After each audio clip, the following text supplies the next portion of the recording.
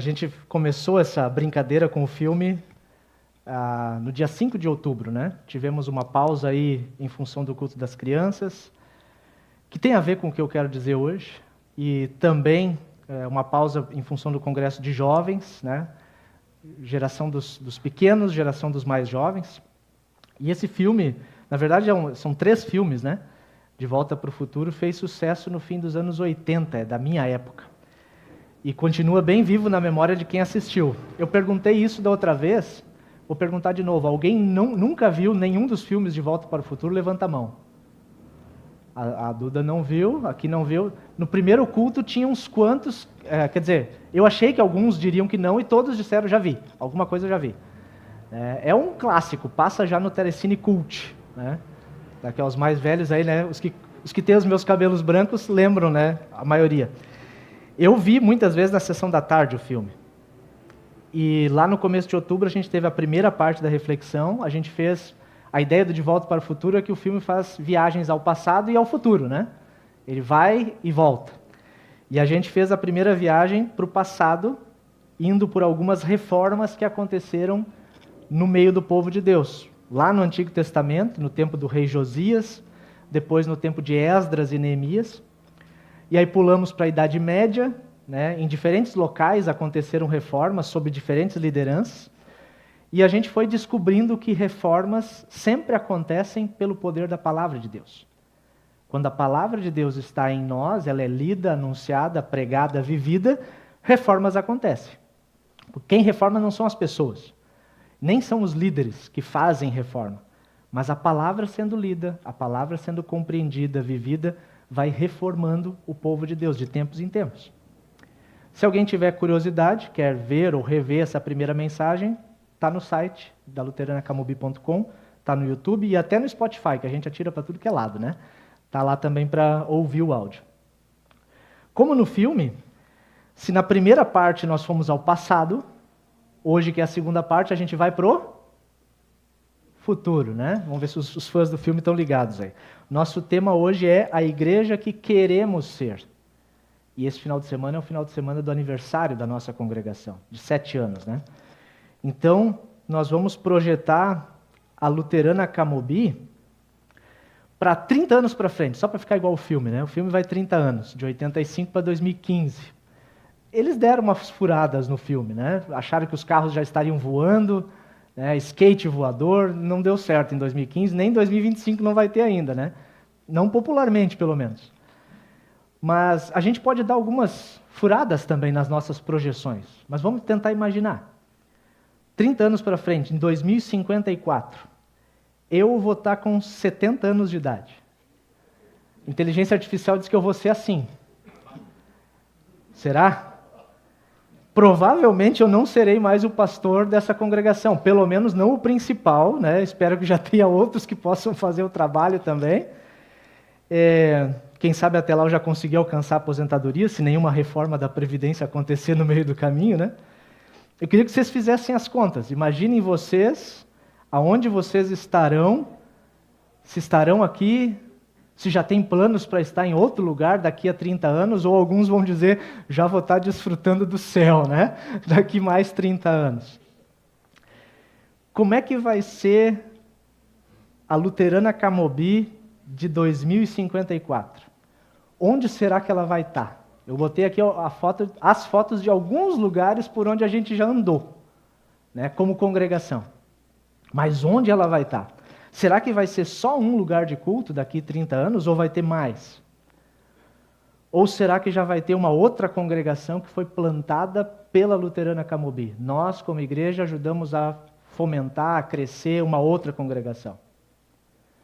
Será que as nossas crianças de hoje vão ser as lideranças daqui 30 anos? Os que estavam aqui na frente agora? Outras pessoas que ainda não conhecemos vão se juntar a esse grupo? Os nossos filhos e os nossos netos, será que vão estar lá daqui 30 anos? Esse é o desafio hoje, a gente olhar para frente. É interessante, faz a gente pensar. Por quê? Porque nós somos o resultado de fatos e de escolhas que foram feitas antes de nós. Muito do que a gente é foi coisas que aconteceram no passado e nos trouxeram até aqui. Por exemplo, o pessoal do filme vai lembrar, se os nossos pais não se conhecessem, eles não iriam decidir se casar e nós não seríamos quem a gente é hoje. Essa é a história do enredo do primeiro filme lá. Se algumas pessoas não tivessem decidido dar aquele primeiro passo do ponto de pregação do bairro Camobi, não há 7 anos atrás, mas há 20 anos atrás, porque o primeiro culto no bairro Camobi, da IELB, foi em 2004, 20 anos atrás. Esse pessoal, se não tivesse tido essa ideia, essa proatividade, a gente não teria uma congregação hoje celebrando recém os seus primeiros 7 anos. E se naquela última mudança que nós fizemos de capela, em meio às restrições da pandemia, os que estão com a gente desde aquela época vão lembrar, se as lideranças tivessem jogado a toalha, né, porque poderia acontecer, porque estava muito difícil naquela época, nós não estaríamos aqui hoje. Se não tivéssemos buscado alternativas para continuar sendo comunidade, mesmo no meio de tantas dificuldades, culto online, culto drive-in, se não fosse construída essa parceria com os irmãos da ESLB, e aí a gente vai muito ser, né? A gente vai pensando, se não tivesse, e se não fosse, como é que teria sido? Provavelmente teria sido diferente. Dentro da mesma lógica, o que a gente faz agora certamente vai impactar o futuro nosso e das outras pessoas. Porque são os pequenos detalhes do passado que moldam o nosso presente. E esses pequenos detalhes do presente, agora, vão impactar e moldar o futuro dessa comunidade. Por isso que a igreja que nós queremos ser começa a ser feito desde agora, desde já. Na verdade, ela já começou a ser feita, né, e vai sendo construído pouco a pouco, nos detalhes, nas decisões que a gente vai tomando, a cada fase que a gente vai atravessando juntos. Quem estava junto, eu vou ter que sair aqui dessa apresentação para mostrar um vídeo para vocês. Quem estava junto nesse dia 10 de setembro de 2016? Dá uma olhada. Lembram dessa capela? Quem estava em 2016 com a gente? Apagar a luz aqui? A gravação não era tão boa em 2016, né? Esse foi o primeiro culto naquela capela que a gente chama de Capela da Porta Azul. Antes da fundação. 1 ano antes da fundação. Créditos do vídeo para o Diego Zampiva, que deve estar acompanhando pela internet agora.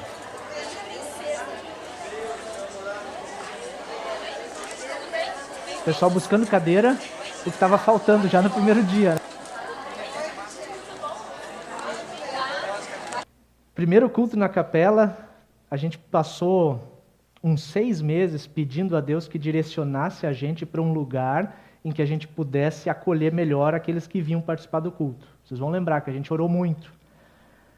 A nossa capela de antes dessa comportava 35 pessoas sentadas. Assim, né? Quem estava nessa capela lembra. Era 35 pessoas sentadas ombro a ombro, sem corredor lateral, e ainda para ir ao banheiro tinha que pedir licença para o pastor no altar. O pastor dá licença, eu vou no banheiro que era atrás do altar, né? Era uma pequena sala comercial aqui em Camobi. E Deus nos providenciou um lugar em que a gente conseguiu ficar por 3 anos e meio, mais ou menos. E ali, em 2017, a gente fundou a Congregação Bom Pastor, que a gente chama hoje de Luterana Camobi. E aí, num mês em que o pastor estava fazendo cirurgia, estava começando as restrições da pandemia, o que aconteceu? Nos pediram o prédio, né? Foi o primeiro lugar assim onde não foi a gente que pediu para sair, eles que pediram para a gente sair, né? E olha que a gente pediram várias vezes, mas a gente não era mal pagador, a gente sempre pagou certinho, mas era por motivos dos proprietários mesmo. E foi um balde de água fria. E aí a gente orou de novo, e aí fizemos todo um movimento de buscar outro espaço, e de novo Deus nos providenciou um lugar, bem pertinho do que a gente tinha. O Emerson lembra bem desse lugar. Pintou ele e deixou no capricho, né? Também de frente para a rodovia, e a gente foi junto, organizando, deixando tudo pronto. A gente deixou tudo pronto nessa capela aqui, lá, 2020. Né? A gente usou muito tempo aquela foto ali, o pessoal botando a placa no lugar. E aí, nunca conseguimos encher de gente aquela capela. Aquela caberia até mais do que na primeira, né? Ou na segunda. É difícil de pensar qual é a primeira ou qual é a segunda, depois de tantas. Nesse novo lugar, tinha todas as restrições da pandemia, as restrições duraram mais do que a gente imaginava que ia durar. E aí o estacionamento era grande, e a gente aprendeu a fazer os cultos no formato drive-in nessa época, né? E aí a gente tinha o online, tinha o presencial com limitações e tinha o drive-in. Olha como era longe para sentar um do outro, né? Vocês ainda lembram dessa época? Não faz tanto tempo, né? E era tudo ao mesmo tempo. E algumas vezes o culto ao vivo foi feito do meu escritório, com um pano verde no fundo, projetando a imagem do altar. Quem estava na internet via isso aqui, mas eu estava vendo isso aqui em casa. Eu não estava nem na capela fazendo, porque a gente não tinha internet na capela em algumas vezes. Ainda em meio às restrições, somente um ano depois da gente estar nesse local bonito de 2020, que tinha vidro na frente, né, se enxergava tudo, de novo, o pedido do proprietário. Vocês precisam sair, eu vou precisar usar o prédio. O Sérgio lembra bem disso, né? Era o presidente da época. E aí não foi um balde de água fria, foi um balde de água gelada já, né? E aí a gente começou devagarinho a construir a parceria de uso compartilhado com os irmãos da IECLB. Usamos também a Capela do Recanto. E essa parceria que a gente foi construindo aqui foi fundamental para a gente dar o primeiro passo na direção de termos uma casa para chamar de nossa. Fazendo primeiro aquele fundo da sede própria, e nesse ano tomamos a decisão de adquirir um terreno que atenda às nossas necessidades mais básicas, né? E eu estou destacando questões de infraestrutura hoje, porque um dos presentes que a comunidade vai receber hoje tem a ver com isso. Vocês gostam de receber presentes? Temos um presente hoje para a nossa comunidade. A diretoria tem trabalhado para trazer para a gente as primeiras ideias do que é possível e do que é viável fazermos com o terreno que a gente comprou. E a gente sempre destaca que a infraestrutura não é a igreja. E nós aprendemos isso na pele, né? A infraestrutura não é a igreja. A igreja somos nós. Nós juntos. O maior patrimônio que nós temos como igreja luterana Camobi aqui, né? Não é nada de material, mas são cada um de vocês. E todos os membros juntos, todos aqueles que vêm participando com a gente, o grupo todo, esse é o patrimônio maior que a gente tem. Mas é óbvio que esse grupo precisa de um lugar para se encontrar, para anunciar a palavra, para celebrar a ceia, para acolher as pessoas que Deus está trazendo até junto da gente. Nós tivemos muitas mudanças nesses 7 anos, e até antes, somando o tempo de ponto de pregação sob a responsabilidade da Congregação Cristo, um monte de mudanças. Cultos no salão comunitário, cultos no recanto antes da minha chegada, depois da minha chegada, a gente foi pipocando para lá e para cá. E mudanças trazem instabilidade, mas também trazem oportunidades. Mudanças deixam a gente inseguros, mas são oportunidades que se abrem, coisas que a gente não tinha pensado antes. E o texto bíblico do culto de hoje, do começo do livro de Josué, também está acontecendo uma grande mudança ali. O povo está sentindo a instabilidade, mas também está percebendo oportunidades. E o melhor de tudo é que em meio às mudanças Deus continua junto. Nas palavras que Deus disse para o Josué, a gente consegue perceber Deus nos orientando ainda hoje e mostrando no que é preciso a gente focar para sermos a igreja que nós queremos ser daqui 30 anos, talvez, ou antes, ou é apenas um marco, né? Desse texto de Josué, eu faço o seguinte destaque. Primeiro deles, a gente precisa ter os olhos bem focados na próxima geração. O texto de Josué diz, depois da morte de Moisés, está na tela, né? Servo do Senhor, disse o Senhor a Josué, que era auxiliar de Moisés. Meu servo Moisés está morto. Na primeira linha o texto fala da morte de Moisés, na terceira linha de novo diz que Moisés está morto, mas na linha do meio diz que Deus conversa com Josué, filho de Num, que era auxiliar do Moisés. Ou seja, as pessoas passam, mas a missão continua. O Josué não apareceu do nada. Josué não foi colocado de paraquedas na liderança do povo de Israel. Mas o Josué estava observando Moisés. Já há algum tempo ele vinha caminhando, sendo auxiliar durante toda a caminhada no deserto. Estava aprendendo com Moisés. E às vezes a gente pensa que a próxima geração é concorrência, né? Isso é uma coisa, cada geração tem o seu jeito, e às vezes a gente, com o passar do tempo, a gente cria alguns ranços. A próxima geração nunca vai ser concorrência, mas ela é a continuidade daquele chamado que a gente tem hoje. E enquanto igreja, cada geração ensina e repassa a missão para a próxima geração. Isso sempre aconteceu. Por isso que a gente precisa ter um olhar especial nas próximas gerações. Também é verdade que tem uma tendência forte da gente se tornar meros consumidores na igreja. A gente vir para a igreja para consumir o conteúdo da igreja. A gente vive isso no dia a dia. A gente consome conteúdos de internet, conteúdos de informação, de tudo mais. E às vezes a gente sente aquela coisa, eu queria me sentir bem, né? Eu vou fazer tudo para eu me sentir bem. Eu quero cantar as músicas que eu gosto, eu quero que o culto tenha um formato com o qual eu estou acostumado, que a estrutura da igreja seja de acordo com a minha preferência. E às vezes a gente acaba querendo uma igreja à minha imagem e semelhança. Quando na verdade a gente deveria se desafiar constantemente a ser uma igreja com a imagem e semelhança de Deus. Porque Deus está sempre disposto a acolher e amar e servir de um jeito que o mundo e nós não fazemos. Nós somos desafiados a construir uma igreja que se comunica e se integra não só com a gente que já é igreja, mas também com as novas gerações, com os nossos filhos, com os nossos netos, e também com aqueles que ainda não são igreja, e a gente gostaria que se tornasse.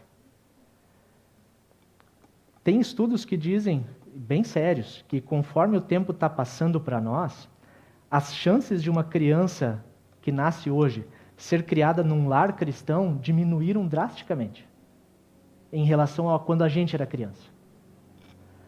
Quando os meus avós criaram os seus filhos, era mais comum a ligação com alguma religião, né? O pessoal que mora aqui vai tudo na missa ali, vai no culto ali. Quando os meus pais criaram a minha e o meu irmão, essa ligação geral, né, na sociedade com a igreja já diminuiu. E agora que chegou a minha vez de criar minha filha, a questão religiosa está indo um pouco mais distante. Não é difícil perceber que alguns mais jovens, que convivem com a gente, eles não têm nem sequer uma Bíblia em casa. Basta perguntar. Muitos não receberam o batismo. E de vez em quando, a gente sabe de alguma criança, quando vai contar uma história, nunca ouviu falar a respeito de fé em Jesus. E que para a gente, quando a gente era criança, isso era natural, todo mundo conhece. Moisés caminhou com Josué. Não sei a partir de que idade. E a gente precisa se esforçar para caminhar junto, lado a lado, com os nossos filhos, lado a lado com os nossos netos. Nós precisamos ter os nossos olhos e os nossos esforços focados também na nova geração. Gerações sempre são diferentes no seu jeito de se comunicar, no seu jeito de enxergar o mundo. E a gente está sendo desafiado a responder questões que a nova geração está fazendo. Vocês já perceberam que as questões que a nova geração faz são diferentes daquelas que a gente fazia? Eles não perguntam mais as mesmas coisas, né? Normalmente, a minha filha mesmo diz, bota no Google, pai, o Google sabe de tudo. Com 7 anos. Eu não tinha Google, eu tinha uma Barça, né? Numa biblioteca, longe de casa. Às vezes a gente é tentado a repetir as mesmas perguntas que se fazia no passado. Só que as questões são outras. Embora a palavra seja a mesma. Então o desafio é aplicar essa mesma palavra com novas perguntas. E aí a gente entra no segundo ponto que eu quero destacar de Josué. O foco na palavra. Tempos de mudanças sempre são tempos complexos. Muitas oportunidades surgem quando a gente vive um tempo de transição.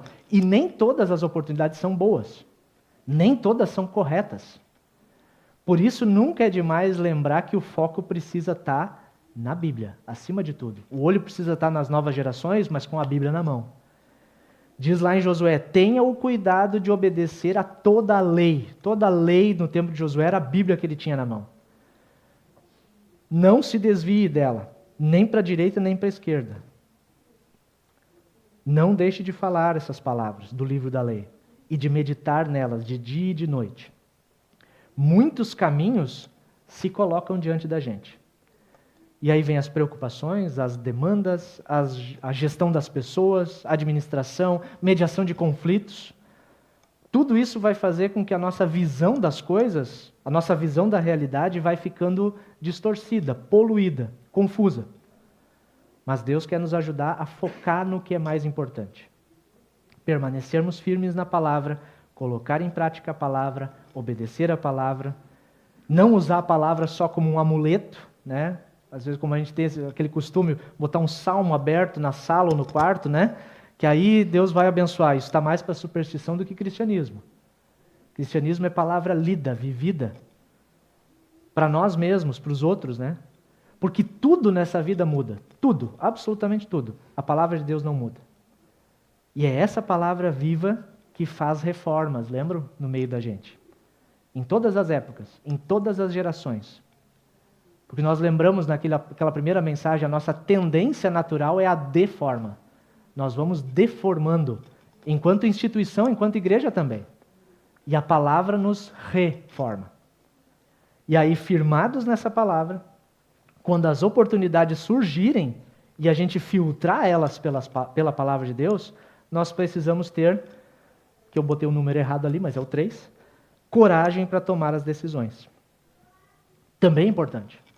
Quando a gente vive um período de mudanças, um tempo de transição, a gente precisa tomar decisões. Nós tivemos que tomar tantas decisões como igreja naquela época da pandemia, em que tudo mudava, né? A gente planejava uma coisa para sábado, de segunda, quando chegava terça, quarta, já tinha mudado tudo. Mudanças acontecem o tempo todo e, na maioria das vezes, a gente nem tem controle sobre o que muda.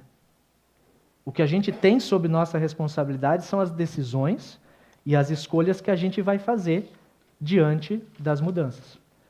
Por isso, Deus diz a Josué, seja forte, corajoso. Seja forte e muito corajoso. Tem situações que a gente até sabe o que a gente precisa fazer, mas não faz. Já aconteceu com vocês? Eu sei que eu deveria fazer tal coisa, mas não deu coragem. Falta coragem para tomar a decisão e arcar com as consequências da decisão. Você sabe, às vezes, que o seu trabalho está te fazendo mal, mas você decide agir para mudar a situação? Às vezes não. Às vezes não vou fazer nada, vou deixar a vida levar. Você está vendo que o relacionamento está indo para o buraco, o seu casamento está terminando, mas você decide não tomar atitude nenhuma, né? Eu vou deixar. Na Bíblia tem muitas coisas que Deus nos diz claramente sobre como a gente deve proceder. Tem um monte de valores, de princípios, que nem cabe a gente decidir. É só olhar e dizer, é assim. Ele já indicou o caminho. Por exemplo, se aparecer uma oportunidade de ganhar dinheiro e mudar de vida, boa, mas a oportunidade é ilegal. Deus já disse, não vai. Não tem nem o que pensar. Não vai nessa, não embarca nessa. Deus já deixou claro que honrar a autoridade é o melhor caminho a seguir, mesmo que a autoridade não seja tudo aquilo que a gente gostaria que fosse. Só que também tem inúmeras situações da vida em que a vontade de Deus não está clara, e aí é que a gente fica sem saber o que fazer. Encruzilhadas na caminhada da vida aparecem e nos obrigam a olhar a situação, avaliar, ouvir bons conselhos de pessoas de confiança e ter a coragem de tomar decisões. Isso quer dizer que você vai acertar? Não. Provavelmente você não vai acertar sempre quando você tomar decisões.